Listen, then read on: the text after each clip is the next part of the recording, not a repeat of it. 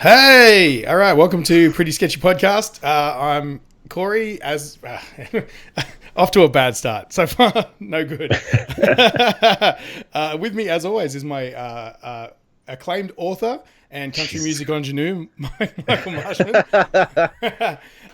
Yeah, and today I'm going to I be do working. like me some Johnny Cash. Oh, good. I wouldn't want you to feel like you're out of place. Okay. So today I'm going to be working on doing some inking for the first time on the podcast, and I'll be starting on page 2. So that's getting that out of the way, so everyone knows where we're at. So how are you, man? What's going on? Not much. You actually, when you messaged me, say, "Hey, man, I'm ready when you are." I was in the middle of watching Westworld. Oh, really? Yes, How I was good, like 20 minutes in, so I was like, "Oh, fuck you, Corey." sir? I do apologize. Which episode? Episode 3. Four, 4. four, three, 4. whatever. I Oh, think it's four. I don't know. Jesus, I've is lost it count. 4 now? God damn, I'm way I'm just like, behind. yeah, it's a new one. Just fucking watch it. Yeah, So yeah. All right, cool. Well, yeah. So how's it traveling? Spoiler it's free, traveling. obviously. is It it does. is it maintaining? Is I guess my real question.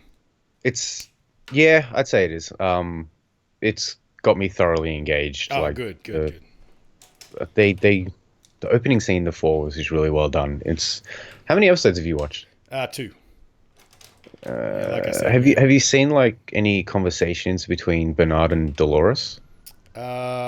haven't landed the character names yet. Who's that? Okay, Bernard's like the dude in charge of the AI bullshit, like the algorithms and Yeah, yeah, stuff, yep. and Dolores is the Rachel Evan Wood, her character. Oh, yeah. No, yeah, I might have in episodes 1 and 2, but yeah. Yeah, like he has like constant conversations with her, and that was the opening scene for the latest episode. And it was just really well done. Okay, cool. I get sort of like engaged in those sorts of scenes. Do you know what I So really like about it is the way that they program the AI is that they just talk. yeah, it's I, voice commands. Yeah, yeah, I find that really. I mean, that's the way things are going. You know what I mean? yeah, As strange as it sounds, even just something as simple as Siri saying, when you say to Siri, "Oh, call me this," and from that point on, she'll call you that. Or if you say, like same with Google Assistant, it does a lot of those sorts of things. You can just say, "Hey, my birthday is the night, whatever." mm, And it'll say, "Cool, I'll remember that," and factor things in future around that information. yeah. So we're kind of at this age where we're at the beginning phases of that sort of tech, and I love it when sci-fi, and I mean most sci-fi is based on like projected things and what technology we have now, which is why sometimes old sci-fi is really dated and didn't kind of pan out. Yeah. But that's what makes these, because I mean essentially it's what would you call Westworld? I mean it's kind of horror, sort of suspense, like because it's scary because you can't trust the technology, you know what I mean, and It's, I mean that was definitely the premise of the movie, is that they all go crazy, and the Simpsons parody of the movie. But it's one of those things where eventually it's all going to go south. oh yeah, I'd say it's a thriller first and foremost. Yeah, for sure. Yeah. Um, but yeah, the funny thing is the voice commands actually get a bit of history in episode 3. Like you Oh, okay. find out where they actually came from and blah blah blah. Anyway, just saying that you interrupted my Westworld, so fuck you for that. That hurts, man. That really hurts. Okay, so first of all, let's talk about current events. The Logan trailer landed last week or something like that, Yes. and it was looking pretty fucking good. What's your take on it? Um, I've watched it numerous times. Mm-hmm. I actually talked about it on my other podcast, Oh yeah. um, Defacast, where we talk about movies and shit, blah blah blah. Mm-hmm. I'll pretty much say what I said there. It it looks like a very different comic book movie.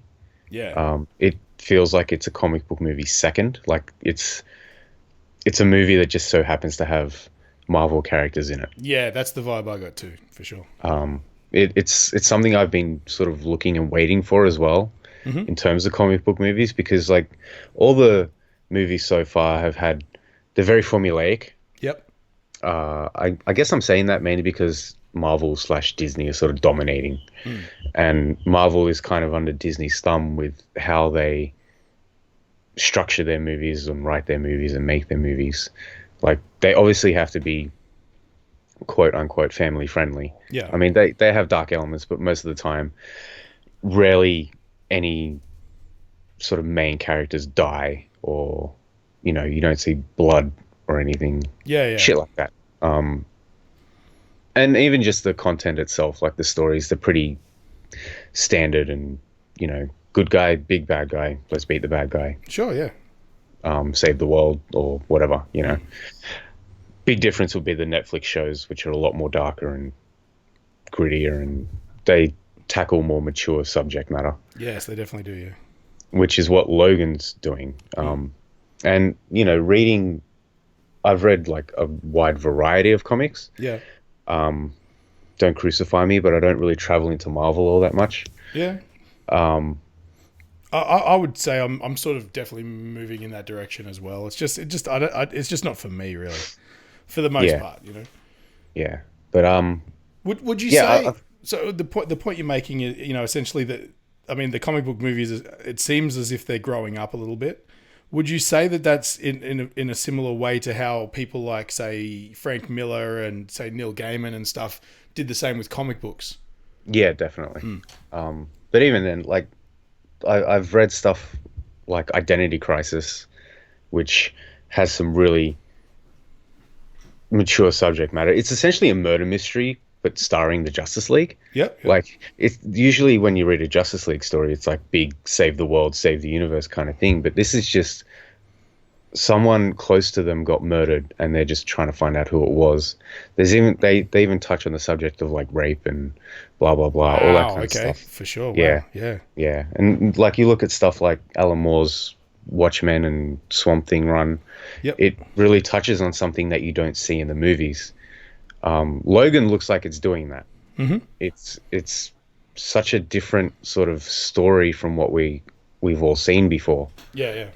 and I'm kind of glad to see that at least Fox is sort of catching up. Mm-hmm.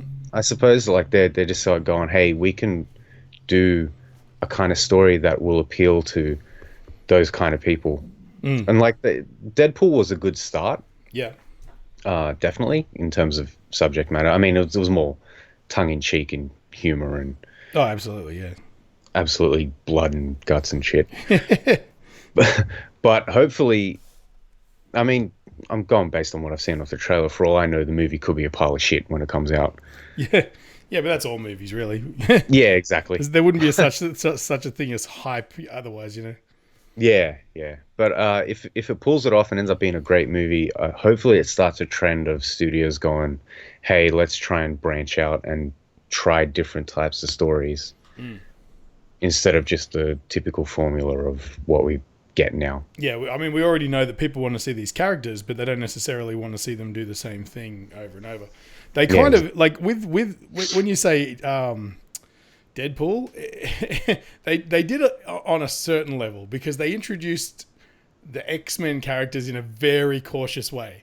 Yeah. There wasn't any mainstream characters. There was, I mean, like Negasonic Teenage Warhead wasn't even anything like her actual comic book character. Yeah. As far as she didn't even really have the same powers and things like that.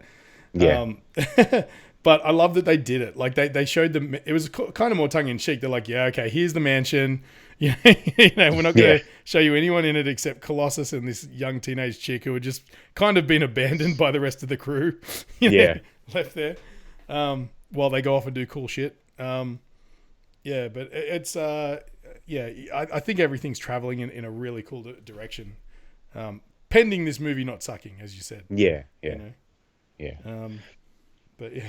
Yeah. It kind of reinforces the opinion that I have that Snyder made Watchmen too early.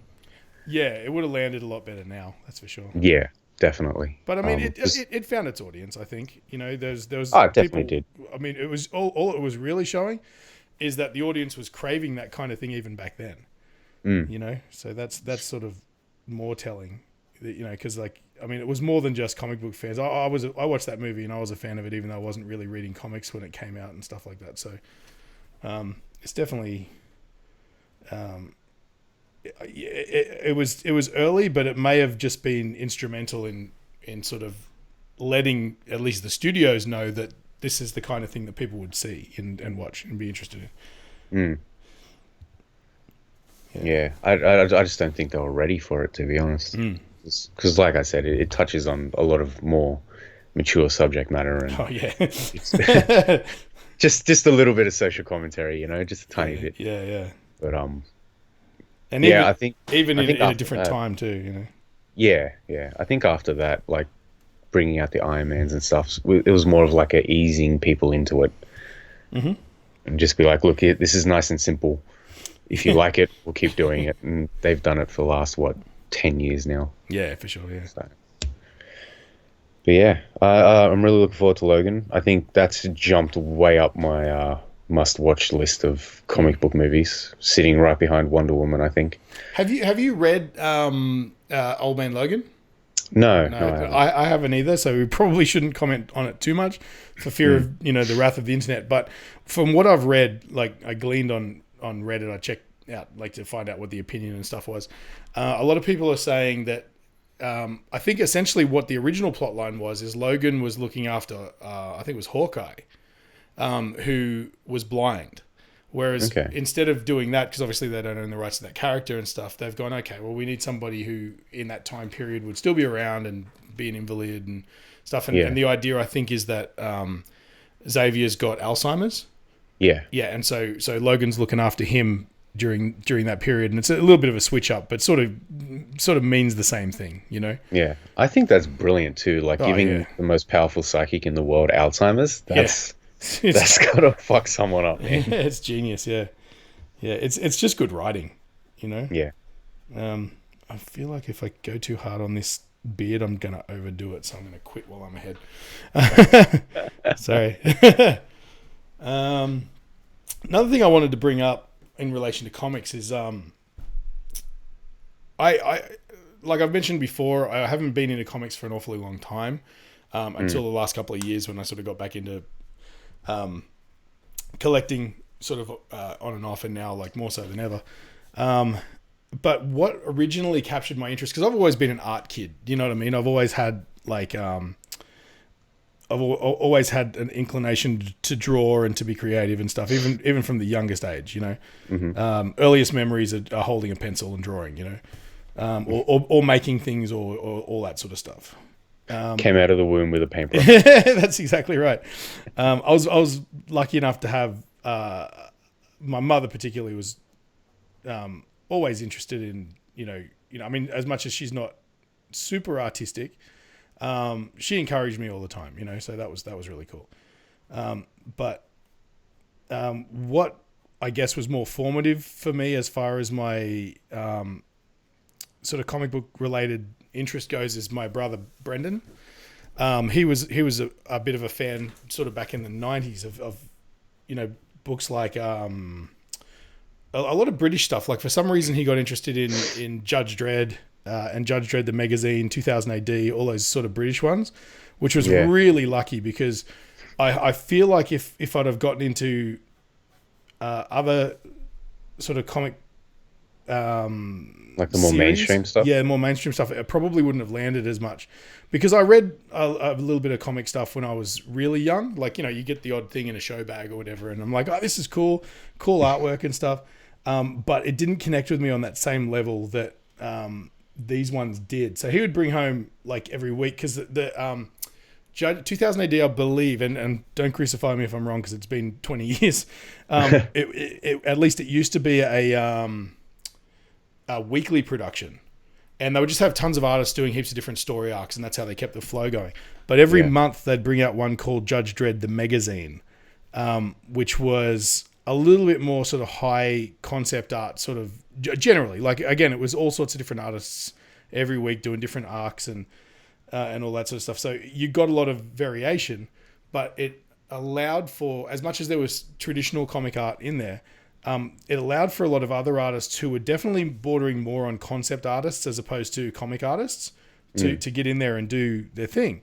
And so you'd end up with these pages, like, and I'm not talking covers, because often comic books have amazing covers and stuff, and then you open the book and you're like, holy shit, what happened? But these guys were doing full pages of panels in full color with traditional mediums, like painted stuff, before it was kind of done. You know, like as far as I knew, anyway. I could be wrong. There could be a history of that sort of stuff, but as far as I know, that's the first time I was ever aware of that sort of thing. You know, like not as in bulk printed kind of newsprint style comic art. I've got some examples here of one of the arcs that really captured my imagination was, I think it was Kevin Walker was the artist. I could have that wrong. I'm pretty certain it was. And again, his style is very. It's very 90s, at least at this point it was. But it was more concept art, like I'm saying. And hang on, I've got some... Yeah, here we go. These were... you should see this in a second. These are full panels from a series called Childhood's End, which was... The idea was Judge Anderson, who I'm pretty certain was in the movie, I believe, or represented in the movie. She's... in the Judge Dredd universe, she's a psi officer, like she's a psychic police officer, and she gets embroiled in this whole thing and ends up having to go to Mars. It's sort of very much I can't remember if it was before or after what's that Schwarzenegger movie where they go to just to Mars. Total Recall. Total Recall. I can't remember if it was before or after that, but definitely I think one influenced the other. That's for sure. But anyway, she hooks up with this assassin called Orlok, and they end up going to Mars, and there's this whole thing where you know the face on Mars, that old photograph where you could see like it looks like a temple built on a face, you know. Well, they go there because it's become sort of like this. Can't remember if it was like a tourist attraction on Mars because people are there now, you know, and or anything like that. But essentially, they go there and she somehow opens a gateway or presses a button that brings these aliens back. And essentially the storyline is that they seeded Earth with humans, the idea being that eventually they'd develop space travel, they'd get to Mars, press this button, and it would call the aliens back. And they could then pass judgment as to whether or not we were worthy to stay around or if they're going to destroy us, you know, that sort of thing. But the artwork that you're probably seeing now is just literally panels from that. It's not a cover. It's not, you know, anything else. So, and this was like a monthly publication. Yeah. And when I saw that and I saw the detail and the realism and stuff that they could get, this definitely influenced, my art style because it's something I could relate to. And to me, like, I mean, I know this looks really stylized when you look at it now, but as a 14-year-old kid looking at this was hyper realistic. And it was what I was always striving for, was to draw more realistic portraits and all that sort of stuff. And so I was looking at this stuff going, holy shit, this is exactly up my alley, you know? You know, these books are still around. So if you go to King's Comics and they have like a really quiet section where no one's in it, where it's, you know, imported comics where they got stuff from France and, you know, all those other places that they do a lot of comic sort of stuff. But particularly the UK, and, you know, you'll find these sort of ones there, and they're still sort of doing the same work. But again, I haven't looked at it for a long time. But I just have fond memories of these ones because they really informed my art style back in the day, you know, as far as the way that I draw and what I care about artistically as well. You know, it all just snapped into place when I saw these pictures. And again, you look at them and go, "Oh, it's like 90s concept art." Like, but it's just beautiful. Everything's like stunning. And please bear with me. These are really, really bad low-res scans that I got off the internet when you see the full print pages and stuff. In fact, I noticed a couple of these pages up for sale not long ago. Original artwork sort of pages, and I was seriously considering it. But yeah, like I don't have that kind of scratch. So someone else say you'd have to take out another mortgage or something. Yeah, someone else is probably looking. Well, the thing is, probably not worth that much because these are forgotten comics. No one really remembers this stuff. It just struck a real big chord with me, you know. So it's important to me. Some schmucks probably got them in a folio somewhere, going, yeah, so maybe one day these will be worth something. I don't care, you know. But I'm like, you must give them to me. Yeah, but it's really cool, and I just wanted to touch on that because it's like, you know, everybody's got an influence, and I'm not saying that this was my major influence, but it definitely kickstarted it, you know. and it's from a source that's not one of the majors. I mean, unless you live in Europe, where these things are probably massive. But as far as when you think of like mainstream comics, no one really even like people know the name Judge Dredd and they know that they've seen the movie and they probably like the movie. Maybe picked up a few issues because of the movie, but it's definitely. These guys have been going for decades and doing God's work. And I mean, even then, before you had like, like these sort of artists and stuff like that, even the traditional comic art was always really cool. Or if not, they had really interesting takes on graphic violence and stuff long before it became sort of cool to do really violent comic books. And, I mean, there were like, this is back in the day. That'd be the same with like Spawn and shit too. Yeah, well, Spawn. Okay, so Spawn came a little bit after I was into this stuff, and I remember opening up Spawn issue 1, and there's the Violator tearing some dude's heart out, and I've gone, oh yeah, this is very British. To me, that was like, it made sense to me because I'd seen all this before, and so I'm like, all right, I'm in. This is my thing, and I collected up to like issue 29 or something. I think of that, which I still have somewhere. But God knows, like there was, I just remember pictures of, Judge Dredd would be like putting a gun to the back of some dude's head and just shooting, and their face just becomes like a puff of pink mist. You know what I mean? Like that sort of violence, or taking limbs off or whatever. There was a really good series too. And this gives you a sense. The Judge Dredd comics were dead serious most of the time. Like he was just an unforgiving fascist dick, pretty much. The law is everything. I'm the judge, jury, and executioner. He's not really a really nice character at all, to be honest. But he, what they would do is they'd add a little bit of levity in with a bit of British sense of humor. And so, back when the Turtles were sort of starting to land, they did this series. I can't remember the artist's name. Called the Juve Mutated Kung Fu Clegs. Juve being the 2000 AD term for teenagers. Mutated Kung Fu Clegs, and Clegs are like think Killer Croc, right? Yeah. And so it was these crocodiles that live in the sewer that know Kung Fu, and they go out and they fight crime at night. But so these dudes were hassling this chick, and the Kung Fu Clegs jump in and they beat the shit out of them and everything. And at the end of it was just like a little one shot, At the end of it, the chick's like, "Oh, thank you, Kung Fu Clegs, for saving my life." And they're like, "Cool." And then they eat her. And I was like, "Oh, fuck yeah." But again, that was a similar, not similar in that regard, but similar art style in that it was all hand painted and beautiful, like very dark, but still, like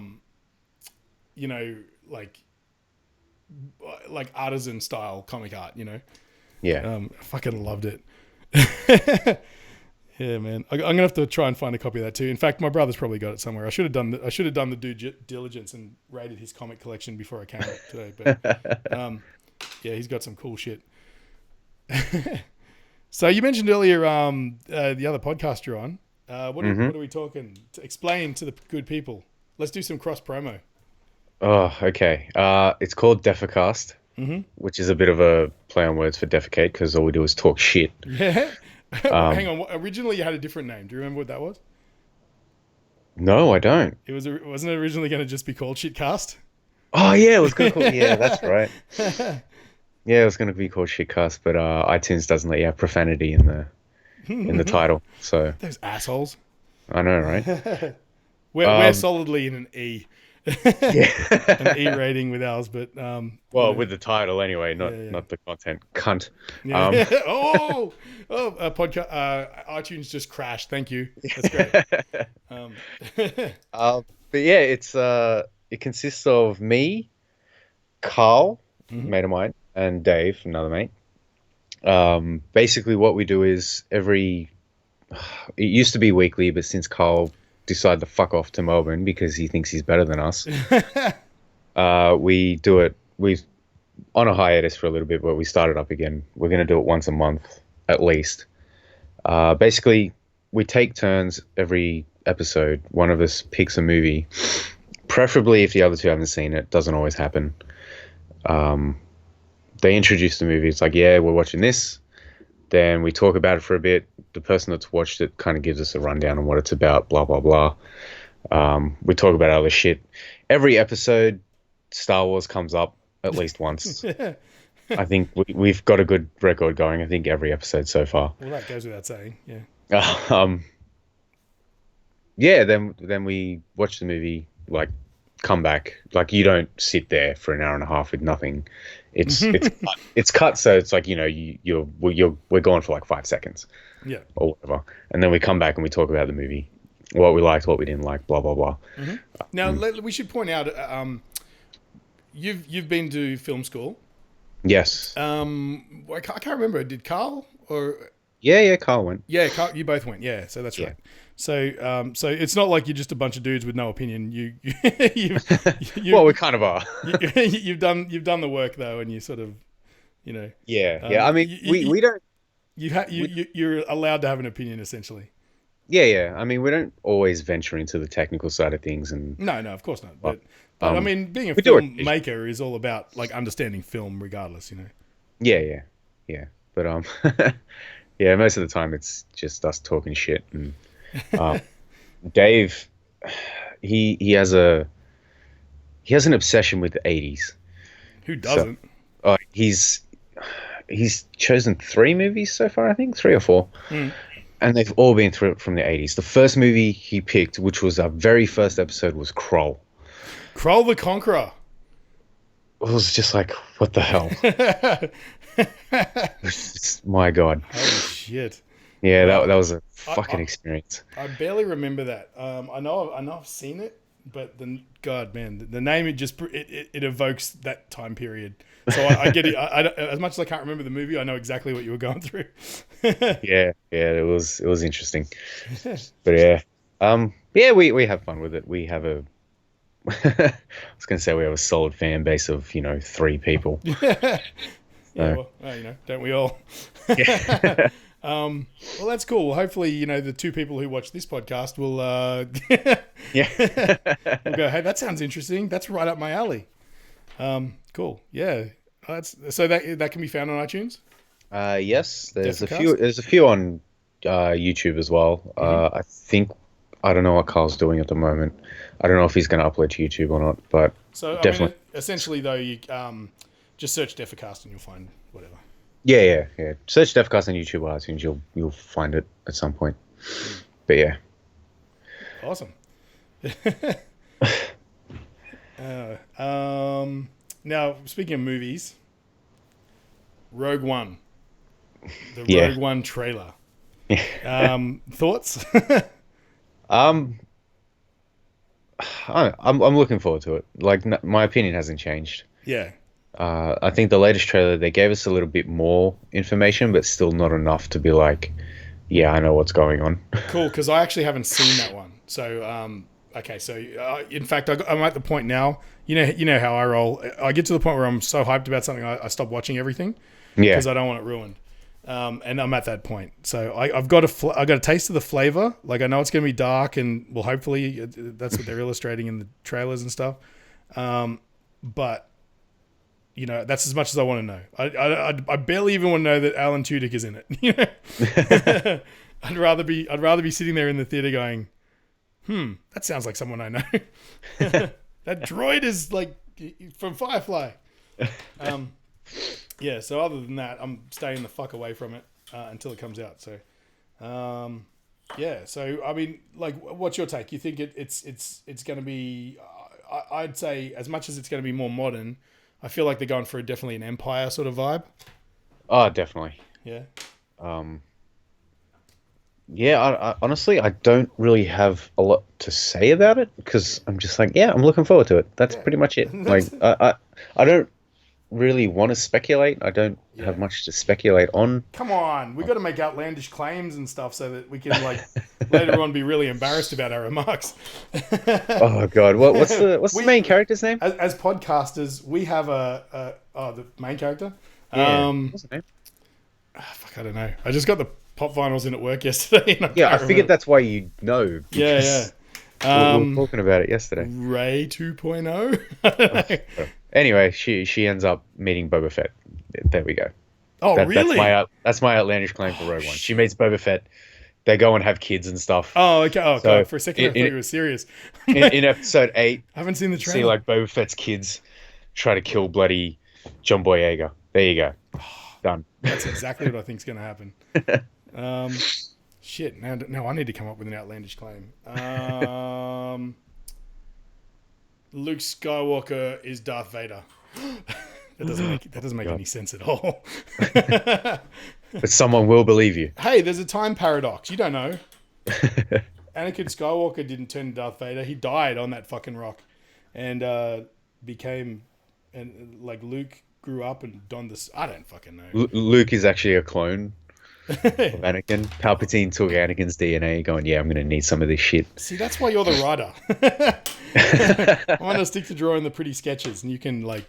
It's either why I am the writer or why I shouldn't be a writer. You know? But yeah, speaking of trailers that don't give you a lot, I linked you a trailer last week. The Cure for Wellness, or A Cure. Oh yes, yeah. Go on. I was pretty transfixed by that. Yeah, it's one of the like. I watched the trailer. I get into the comments and like, I have no idea what's going on, but I want to watch this. And I was like, yeah, those are my sentiments exactly. And yeah, a lot of people are saying like, this is how you should do a trailer. Like, you don't know what the fuck is happening. Yeah. It just gives you a taste of what the tone of the movie is like, and just sort of being like, yeah, here's a little tease. Mm-hmm. You want to watch this? And I was like, yes, I want to watch this because it's absolutely phenomenal, and I have no fucking idea what it's about. Yes. Yeah, the problem is though, I think that works really well with an audience that's predisposed for like art house sort of content. Yeah. But it may not capture the mainstream. It could, but it may not, and that's the danger. But then again, I feel like this probably isn't really catering to that audience anyway. Yeah, I mean, it's a Gorbavinsky film. Yeah. So he's not always been sort of a mainstream kind of director. Yeah. But yeah, it definitely piqued my interest for sure. I mean, some of my favorite movies are just ones that are nonsensical. Even like a personal favorite of mine is Being John Malkovich. I love that movie. Doesn't make any sense whatsoever. And that sort of like, it doesn't explain itself. I love that. I love that there's no reason that it works. Like this. Yeah. For those who haven't seen it, it's like John Cusack happens upon this weird portal in the office he's working at that for some unexplained reason takes you into the mind of John Malkovich. And at first he's just passive and you can just watch what Malkovich is doing, and then he gets dumped out on the side of a freeway. Inexplicably just pops out of existence or into existence on the side of a freeway where some asshole probably throws a can at you, on the way past. In fact, that's exactly what happened to Malkovich when he ends up going into himself. But it's beautiful that Malkovich was a part of it. I feel like it was a perfect choice because he plays himself, and he's a bit of a pompous dick to in first person mode to start with, which I love. Actors who are brave enough to do that. They don't give a shit how they're portrayed as when they play themselves. That always makes for the best sort of cameos, but everyone in that movie was great. Cameron Diaz was like really interesting in it because they took away everything that makes her Cameron Diaz, which essentially, and I hate to say this, but I mean, like a big part of who she is her appearance. She's just an amazing looking person. But they took all of that away and they gave her like matted, like scungy hair and dowdy clothes, made her a really boring personality. Like, you can see why Malkovich's character was kind of striving for something more, because as much as he loves her and cares about her and stuff like that, she's definitely an anchor for him. Like, and she encourages him to do his puppeteering and stuff, but you see he goes home and is just like this weird drabness to his life, and she's a major part of that as well. And so he finds this interesting alternate reality inside John Malkovich, and he eventually learns how to control Malkovich and becomes him and turns him into a puppeteer, which is what his interest is, but again, it makes no sense and it makes no apologies, and that's beautiful. And I'm kind of hoping this movie does that too. To a certain extent, Yeah, it gave me a lot of like Shutter Island kind of cross with The Shining Yeah. sort of vibes. So, and I'm a big fan of The Shining. The Um, shinning. Do you yeah, want The to get Shining. sued, boy? Yeah. Yeah. Oh, anything Kubrick, man. I mean, you know. Oh yeah, you're a big Eyes Wide Shut fan. Yeah, I'm one of them. I'm that guy. Yeah. I'm the fan of Eyes Wide Shut. And everybody immediately just goes, it's because of the boobs, right? There's nudity in it. And I'm like, sure, that's part of it. But no, behind all of the nudity, there's a legitimately enthralling tale, you know? Um, Yeah, I think I watched that movie because of you. yeah. You told me to watch it, and I remember watching. I was like, "So that was a thing that happened." Like, Oh, really? You went into like it? I didn't hate it, but Hmm. I didn't love it either. I was very neutral. I was like, "Okay, I just watched that movie." That Yeah. was that was like my whole opinion of Was it. it I was was it like, the ending though? That like where it just seems to have like a it was very abrupt, wasn't it? yeah, it's an abrupt ending, but I feel like that sort of it works. They could have played it out and made it like thing, but essentially, the movie is about nothing happening. Oh yeah, It all plays out in it's an in R-rated Seinfeld. yeah, exactly. But it all plays out in Tom Cruise's little um, paranoid fantastical delusion. You know, Yeah. like the whole thing, like like his wife tells him something that sort of, you know, he looks at her in a whole new light, and then he's like, well, fuck you, I'm going to go do my own thing. Um and it's he basically sets out on a little bit of an adventure into the darkness essentially, and then finds that the darkness sometimes pushes back pretty hard. Yeah. And when you start to really break that movie apart, like the very first time I watched it, I spoke to a friend at work about it a little bit, and he sort of saw a lot more in the movie than I did, and opened my eyes to a lot of things that I probably wouldn't have noticed. Like for example, there's a character in the movie when he goes into the orgy, you know, like at the mansion. Yeah. There's two characters that are standing up on the balcony, and they both immediately look down and look at him. And one of them is a male figure who you can sort of ascertain is probably his buddy. Hmm. But there's a female companion there that they never establish who it is. And my theory is that it's his wife. Mm. You know what I mean? Like she's Yeah. playing the role of the boring housewife, but she has these dark fantasies. And, Yeah. you know, she could be living out these fantasies in this sort of high society kind of secret society, you know. Yeah. And it's definitely secret, so it could definitely be a thing because, you know, he wouldn't know about it if she was in it, you know. Yeah. Yeah. And just things like that. It's one of those movies that if you really think about it, you can find a lot of things that may be unintentional. It's like a good song. You know, you hear a song for the first time and you go, that's a cool song. Then you listen to it for the 100th time and you're still hearing new things. It's one of those, you know. But to me, what captured my imagination wasn't the plot, it wasn't the acting. You know, in fact, the acting actually turned a lot of people off. I could see when I actually saw it at the cinemas, to a packed house actually, and because it was so intriguing, the advertising was literally that scene where Tom and Nicole are in front of the mirror, Yeah. you know, and it was just and that was pretty much it, you know, and so everyone went and saw it, but I could see people. When she was doing the part at the start where she was kind of a little bit sort of tipsy and stuff and she's talking really slowly, deliberately, people they couldn't handle it. You could see people fidgeting in their seats and getting uncomfortable and going, well, I don't know what the fuck's going on. I don't understand this at all. And to me, it was visceral.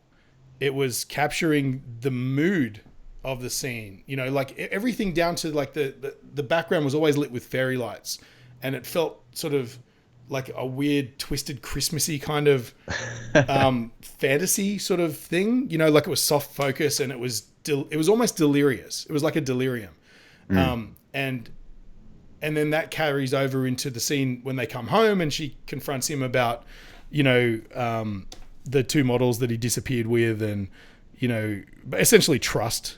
And then she goes and breaks his trust and tells him about this one time that she nearly left him for some guy she's never even spoken to, you know, and that's what sets the ball rolling on the whole thing. But I feel like what makes Kubrick a master is anybody could have just shot that script and it would have just been a movie where nothing happens.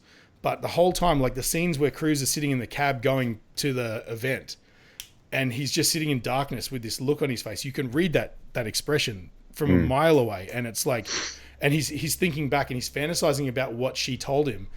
And you can see how it's eating him up, you know? And that's causing him to act out from how he normally would, astray from his boring life of going to, and they juxtapose that too. They show him during the day just seeing patients. And it's just one after the other, and it's very real. It's like, oh yeah, I've got this weird thing. Can you check it out? And he's like, sure, you know. And it takes you out of the fantasy into reality, and you can see how boring his reality actually is. And you know, there's so many levels to this thing that that if you sort of, you know, I mean, I've seen it several times, so maybe that's why I see a lot of this sort of stuff, but it's not a face value film by any stretch, you know. Yeah.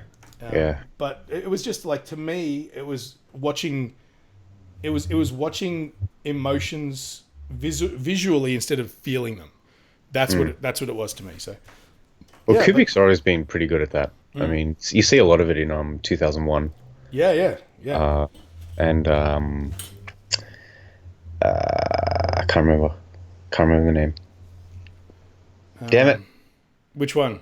No, I've lost it. It's completely gone. Nah, never mind. You know what? To be honest, I've still got a few left in the tank of Kubrick's I haven't watched. So I got to get to them eventually. You know, but it's almost like I'm subconsciously saving them. You know, because I don't want to sit there and have one period in my life where I watched all of the Kubrick films and saw them all. Yeah. I want to stretch them out so that I've always got one to look forward to. You know, you got one left on your deathbed, and you're like, put it on. Yeah. And I mean, I'm not like a huge cinephile or anything like that. I just know that every one of his movies I've seen sort of, it was a different cinematic experience than what I was used to, and that turned me on. You know, but it's a shame that there's going to be no more. Yeah, but you know, it happens. Yeah. That's the way. You got to let him go. Yeah. It's like Jeff Buckley, you know. Yeah, I get that with Bill Hicks. Yeah. Like the biggest, greatest influence on my life in general, and he died when I was like 6 years old. Yeah. So, nothing worse than, and it's like finding an awesome band that you're so into, and then you go, all right, let's check out their social media and see what else they got coming out, and find out they broke up like 2 years ago. Yeah. And you're like, God damn it. Yeah. But that's the way it goes, man. Yeah. I'm really digging this marker. I've got this.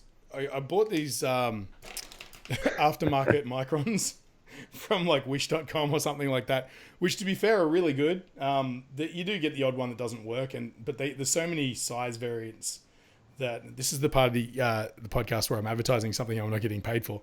You know, it comes with like 10, and they're all different sizes from 0.005 right up to like, I guess, I don't know. In fact, I'm not sure in millimeters how big they are, but they're good, like archival ink and stuff, even though they're knockoffs, which I'm 100% guessing they are. Because I do have a couple of real ones, and they are almost identical in almost every way. So if they are knockoffs, they're really good ones. But they came with a bonus Japanese brush tip marker, which has the blackest of black ink I've ever seen. It's really good. So I might have to just buy another pack of these to get another one of these pens, the bonus pens. Yeah. We need some real sponsors. Hint, hint. Wish.com doesn't need my support. Yeah, I want to bring up, I've been playing Battlefield 1. Oh, cool. I haven't touched that yet, so this is good. Full disclosure, mm-hmm. This is the first Battlefield game I've ever bought. Fair enough. Oh, that's right. You bought it on PC the other day. Yeah. Yes, and the first one I've ever played. Okay. I've seen extensive gameplay of the older ones, like the 3, the 4, the 1942. Yep. Hardline as well. Blah blah blah. I've seen plenty of that, and they all looked, relatively the same. Which, military shooters try and pick them apart. Yeah, exactly. Everybody either they love this one or hate this one, but I've played like all the. I mean, I'm generally a campaign guy, but I've played all the Call of Duties pretty much and all the Battlefields. And to be honest, some of them I've played close together, and I forget which one I was playing. You know what I mean? I really can't tell them apart. And I know that's sacrilege on the internet, but god damn it, if I can tell you which scene, like which one was from Battlefield and which was from Call of Duty, you know? Sorry, go on. I interrupted. No, that's all good. But yeah, I've been playing the campaign for Battlefield 1. Like, I won't touch multiplayer for a while anyway. But yeah, the thing, I'm really enjoying it because like I said, I haven't played the other ones. I don't know how they handle this sort of stuff, but they don't glorify it. Mm-hmm. I think it's different because this is World War One. This was like the war to end all wars sort of thing, and it can be very touchy for some people. Yeah, like I feel like that's from what I've been hearing is something that's actually pretty unique to this game. Ah, okay. Yeah. Well, that's pretty good because I remember like when I booted it up, like you get thrown straight into this mission. Before you do, there's like text on the screen explaining, this was the war to end all wars. Like it ended nothing. Mm-hmm. 60 million people fought in this war, blah, blah, blah, all this stuff. And then it goes, you are about to experience frontline combat. You are not expected to survive. Oh, wow. And I'm just like, okay. But then the gamer in me was like, that sounds like a fucking challenge. Yeah, so that's probably what a lot of the dudes on the front line were thinking too.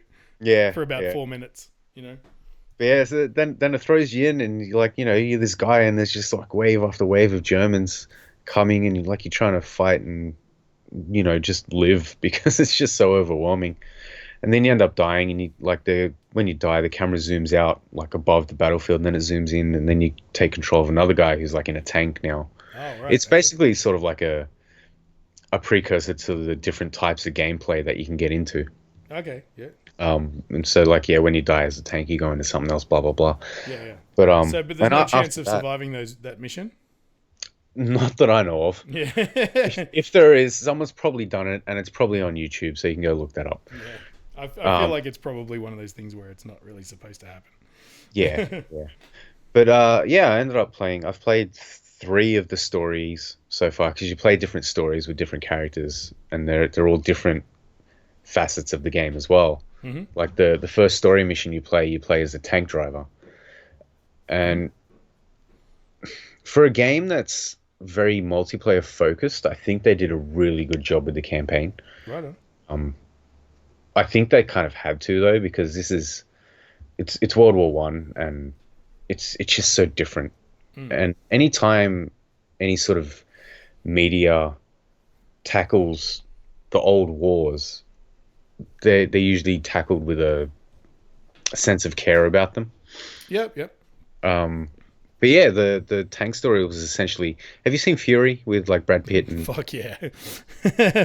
It was essentially that, but set in World War One. Okay, yeah.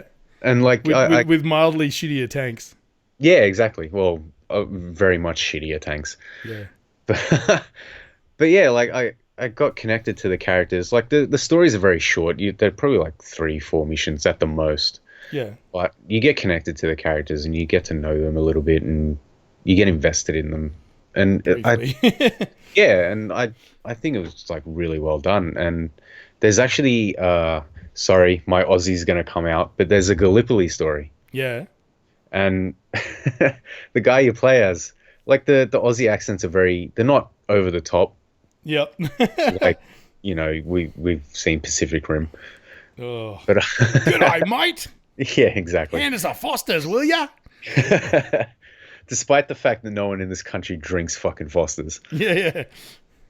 But yeah, like the accent was very subtle for the main character anyway. Oh, that's cool.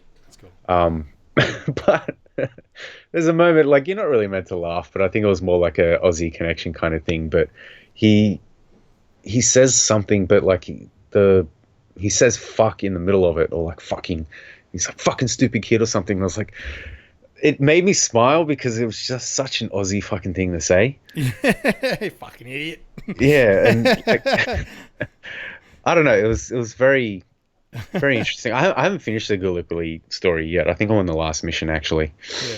but it gave me a very good sense of what happened back then. Because like growing up in Australia, like you're sort of bombarded with that stuff, especially every Anzac Day. Yeah. It's like they climb the cliffs of Gallipoli, blah blah blah. But You never take it if on board, really. yeah, You haven't if this experienced it, you don't understand it, sort of thing. yeah, if this game is anything to go by, that was essentially our D-Day. Yeah. Like, and it was pretty fucked up, No, 100%. Yeah. especially with, command back behind enemy lines or relatively safe, issuing these orders to people that are just walking into death. Yeah, but hang on, kids, man. Yeah, Yeah, kids. that, Yeah. yeah, Like, yeah, one of the characters you meet, like, he's like, he lied about his age just so he could meet you. And like, okay, you're a yeah, fucking idiot, first of all. yeah. And, like even your character, he's like this kid, like get him away from me, like he's not gonna live. And Like can I just say that seems like a trope. You know what I mean? It's like the soldier who lied about their age, because yeah, they always want to humanize it with a really young person, but that's not bullshit. My dad did that. yeah, my grandfather did that he was too. the youngest person in his platoon in Vietnam. Yeah, And it's yeah, it's a thing that happened because he grew up on a farm where there was nothing to do and no prospects, and going to war seemed like the thing that you did, And Yeah. so he's like, "Fuck it, I'm out of here." Yeah. And that's the rest is history, But it's people think that that's just something that Hollywood made up, but it's not, Nah, It's the real deal. And that's Yeah. why, like, these wars, they tend to, it's the people in the sticks who suffer the most because they're the ones with nothing better to do. So they're the ones Yeah. who always make it. It's like all the Midwestern dudes in the Marines and stuff like that. It's like I can join the Marines and get prospects or whatever, and they're the ones who end up sort of being first in line. yeah, But it's definitely not just a thing that they say. yeah, yeah, yeah. I think my grandfather was 16 when he joined Yeah, back in World War Two. WW2. Yeah, the big one. Yeah. But yeah, I really like the fact that they, like I said, they don't glorify it. They're like, this shit was horrible. Like, don't ever like think that this is a good thing, Yeah. sort of thing. So, yeah, which I think a lot of Meanwhile, then you get like hundreds of thousands of kids just playing this game all day long, every day. Going, yeah, this is going into awesome. multiplayer, like probably jumping Yeah. friggin' planes on a horse, sort of thing. I figure it's like, you know what, with our single player, we're going to give them a little bit of a timeout and say, okay, here's the reality. Yeah, Enjoy the fuck out of the multiplayer, but just know what you're doing. You know what I mean? Yeah. maybe we'll just get a couple of people who might take an interest and learn from our previous mistakes. yeah. I think a lot of not just games but movies have sort of lost that along the way. I think Fury was a good example of like how shit war is. Yeah. 100%. But I think a lot of it has been glorified. I think it's more towards like the modern combat. Like you see a lot of movies like set a lot of American military movies now set in the Middle East, and it's sort of like America, fuck yeah, sort of vibes to it. But yeah, like there's humans on the other side too. Yeah, exactly. So. Yeah, and I love it that there's been movies now that have been brave enough to show both sides. We still haven't seen one that I can recall that really shows off the Nazis in a good light. But definitely like I think Clint Eastwood made two movies, the Iwo Jima ones. Is that? Letters from Iwo Jima and Flags of Our Fathers. Yeah. That sort of does it best. But I mean, well, actually, that's really weird because I was about to say, well, Japan is an ally sort of now, so that's a whole different thing. But really, so's Germany. Like, Yeah. I think it's just the whole. The word Nazi is still a dirty word. Yeah. And nobody, even in Germany, they don't teach them about World War II in school as much as they should and stuff like that. From what I understand, I've definitely heard a German person who clearly had seemed to have forgotten about World War II when I called him on something, but it's not. I mean, if it was your history, you wouldn't publicize it either, Yeah. But have you seen Downfall? No. I think I know the movie. I think I've seen the cover and everything. Yeah, it's You've probably seen those internet videos where Hitler loses Oh his yeah, shit yeah, in the okay, bus. yep, That's what it's from. yep. Yeah, like it doesn't paint the Nazis in a good light per se, but it. Oh my God, I can't believe I'm going to say this on the internet, but it humanizes Hitler. Okay. Well, I Um, mean, hey, he was a human. He wasn't a very good yeah, one, yeah, but he was a human. That's for sure. He wasn't some. I think the worst mistake we can make in hindsight is to dehumanize Hitler, because it yeah. shows this is what can happen when somebody just gets a bad idea, Mm, and enough people follow him. yeah, It's not something that's impossible. Like, we need to remember that he wasn't some villain from the future coming back to destroy the world. He was just yeah, some guy with some ideas. yeah. You He know? was a failed art student. Yeah, yeah. Yeah, I'm yeah, Corey. Yeah, I'm a failed art student. I think Jews are fine. I got no problems with them at all. Yeah, no. yeah. I recommend that movie because like it not only humanizes Hitler, but it shows like a lot of the people around him at the time as well. Because like it documents like I think it was like the last year of his life or the last few years. I can't remember, but it shows like a lot of people sort of gone, okay, this dude's sort of off his nut. He's off his Can't, rocker. like not everyone agreed with what he did in Germany. It's just that they were too afraid to speak out, I suppose. Yeah, yeah. How the fuck did we get on this? Wow, I don't know. Hey, but getting back to something else, when you're talking about Australia and the campaign in Battlefield, something I read the other day which really sparked my interest was Matt Groening talking about. Someone asked him about the Australian Simpsons episode. I think I heard about that, and he was like, he was not proud of it at all. Yeah, Like, he's like, I'm still upset about it, and he goes, look, the people of Australia are very forgiving. I'm like, forgiving? It was the fucking best episode ever. I know it was a great episode. But see, what happened was he actually looked into it, did heaps of research on Australia, and wrote, or at least came up with a concept for a pitch perfect episode. And the Yeah. writer room went, no, fuck that. Oh, We're just gonna go real lowbrow and just take the piss out of the take country. the piss. Yeah. And to be fair, like, we're a nation of people who do that on a regular Yeah, basis. we take the piss out of ourselves. And- I think and so- that's why it works so well. Yeah, so in a way, the writers' room actually fucking nailed it. Yeah. But he's still adamant that they were going to do something a little bit more thing. I don't know. Maybe it's hindsight, because maybe it could possibly be that he's done some. Because it was headlines at the time, apparently, where people were getting upset about it. People get up in arms about anything. Oh, yeah, But yeah. since then, they've done it several other nations who may not have taken to it as well as we did. So Yeah. now I he's. think Brazil weren't too happy about. Yeah, well, they shouldn't be. Uh, That was fucking awful.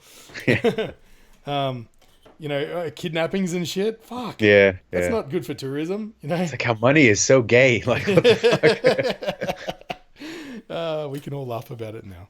No, but Yeah. it's just wow, man. I'm like, you fucking nailed it. Like, Yeah, that's I how think we I- see ourselves. Yeah, I don't think it should be like how long has it been since that episode aired? It's been like what 15 years maybe, Yeah, close to. yeah, probably. But now like we've recently had a group of people try to get our currency changed to dollary dues. Like, that's I got to be forgot like about that. Yeah. that's got to be the biggest fucking compliment for Fuck. an episode. You know what? ever. I would vote for that. I would too. I would too. Just so I could one day say $900 dues. Oh you my know? god, yeah, like you've got that kind of cash. Actually, to be fair, you'd probably be spending it on a new video card. Yeah. Yeah. How much is this video card? $900 dues. Cool. Speaking of, like, I'm getting very close to picking up a 1080. Like, it's Didn't you just buy a new card? what, did, 6 to 8 months ago. Yeah. Yeah, but still, I know this because you gave me your old one. Can I have your old one? I got to get the new one first. Yeah. But because like I've bought like a couple of games recently, like Battlefield 1 being one of them, the other one being Deus Ex. How does that run? So explain what's your system now? Like, you got what is it? GTX 980. 980. All right. Yeah, which before the 1080s came out, they were pretty much the shit, unless you had like $3,000 for a Titan. Yeah. Which who the fuck has $3,000 for a Titan? Yeah, and like it runs 99% of the games, max settings, blah blah blah. Yeah. So what's the combined problem? with like the CPU and all that shit. Well, I think since the 1080 came out, developers have gone, holy shit, let's just We got power to fucking go leverage. crazy. Yeah, Yeah. exactly. Like, Yeah. let's go crazy. My copy of Deus Ex can't run, max settings. Mm. Blah blah blah. Like, it gets a bit choppy if I try and push it. Yeah. Battlefield 1, I've got everything on high. I mean, yeah, first world problems, but There's room for putting improvement. everything. Yeah, exactly. Like, if I want everything on ultra, then I need. I think I need to get a 1080. I might need a new CPU as well. Oh, dude, But speaking of tech, holy shit, a friend of mine who's a photographer, Mark Bears from Mark Bears Photography. Oh, wait, no, it's something else. Something else for photography. He does wedding photos. The man is a god. retract that shout out right now. Yeah, yeah, yeah. Lightworks Photography. I know this because I created his logo. That's embarrassing. Um, uh, he linked me to this new ad, and I'm looking at the thumbnail going, and he's going, dude, imagine working on one of these, and I'm like, it looks just like it looks like an iMac, like the single piece kind of Oh, this computer. is a new Surface, right? The new Surface. Holy shit! Have you watched the video? No. Oh, I was sitting there going, how good could it possibly be? By the end of it, I was like, my life sucks because I don't have one of these. I need to rethink everything. Oh my god. It's Have a it's chat with Franco, see what he can do. yeah. I'm gonna have to try and make some connections at Microsoft. Be like, Um, hey, instead of giving me a third Xbox, can you give me the yeah. Surface? Holy shit! I'll trade it in. You can have this Yeah. back. Yeah. Um, uh, Corey's won 2 Xboxes in the past couple of weeks, by the way. So First if world you want to problems. rob I don't his know what to house, do with now's them the all. time.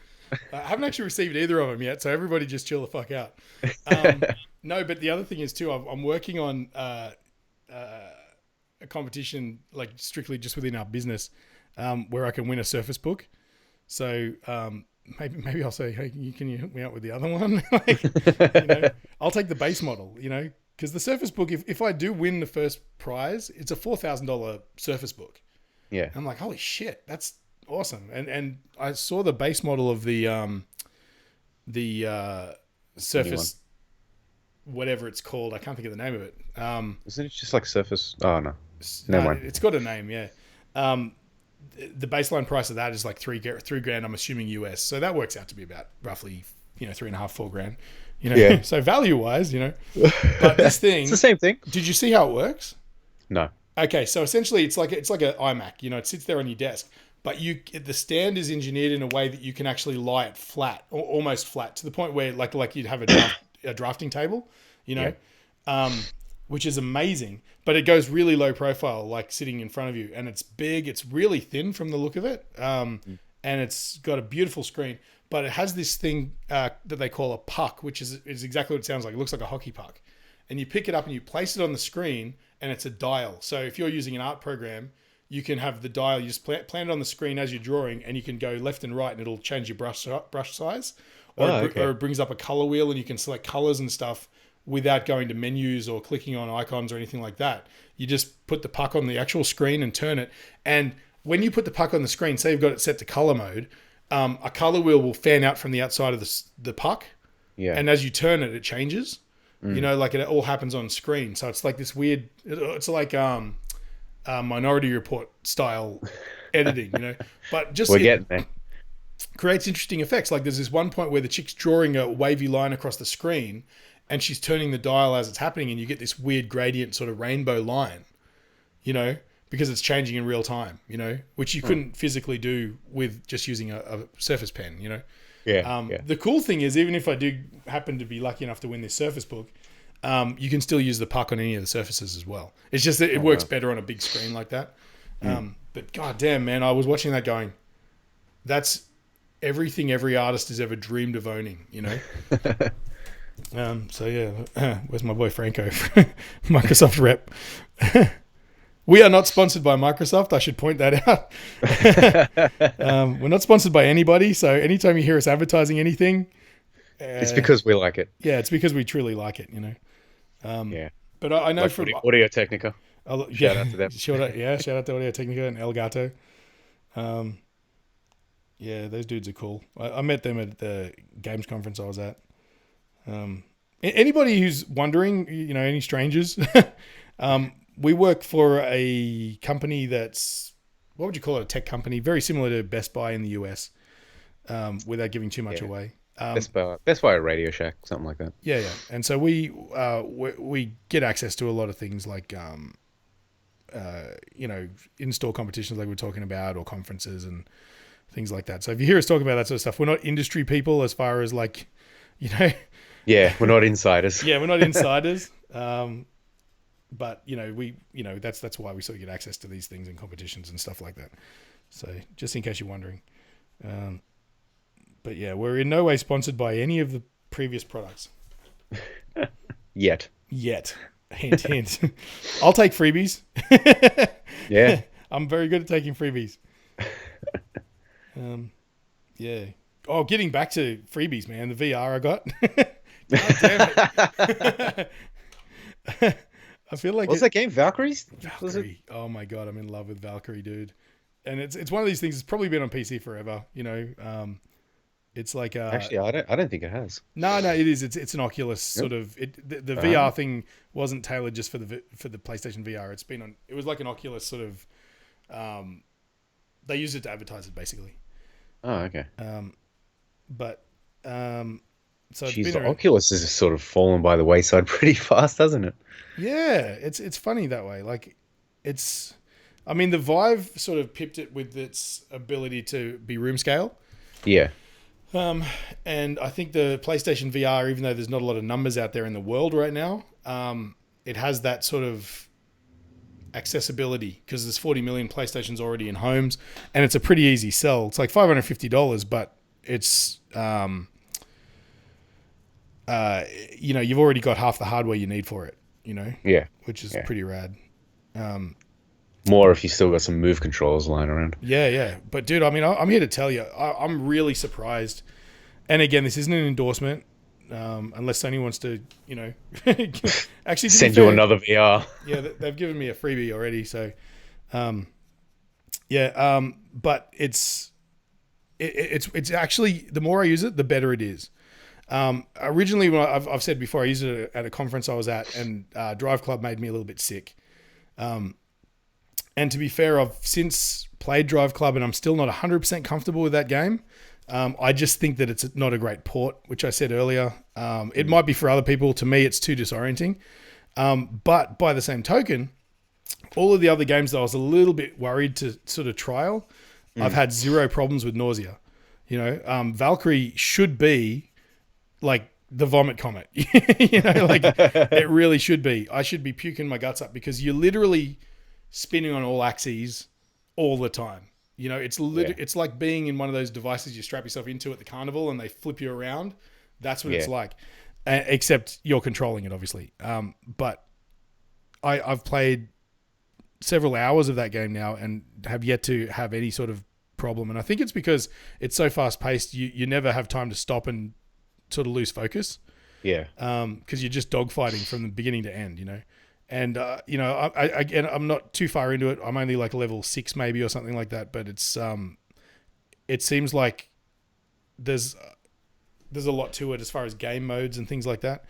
And it just looks sensational, particularly being that the VR it's the lowest resolution one on the market and all this. Yeah. I haven't had any problems with any of the game's visuals really. Like, it's to be expected. Anything you see that you sort of think, well, that could be better. It's like, it's justifiable. You're sort of going, oh, fair enough. Yeah.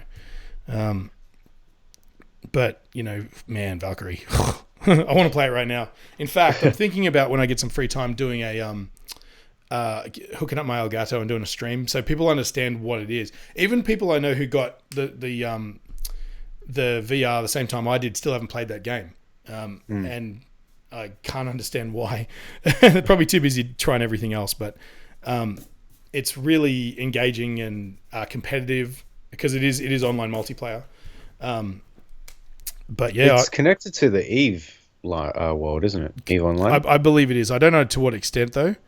It's definitely. I was going to say because there's a game on the PS3. I can't remember the name of it. I think it's like Earth 456 or something. Yeah. And that's connected to the Eve world as well, but it's a first-person shooter. Yeah. And you're on the planets that are in the Eve universe, and it actually has interactivity between Eve players and Earth players. So like you can ask an Eve player to send you an air bombardment from space onto like an enemy base, and you watch that bombardment happen. Yeah, so I Like that's don't know that it's that deep with Valkyrie. It's definitely exists in the same universe, so that influences like obviously all the ship models and yeah, the culture of how the game sort of world is and stuff like that.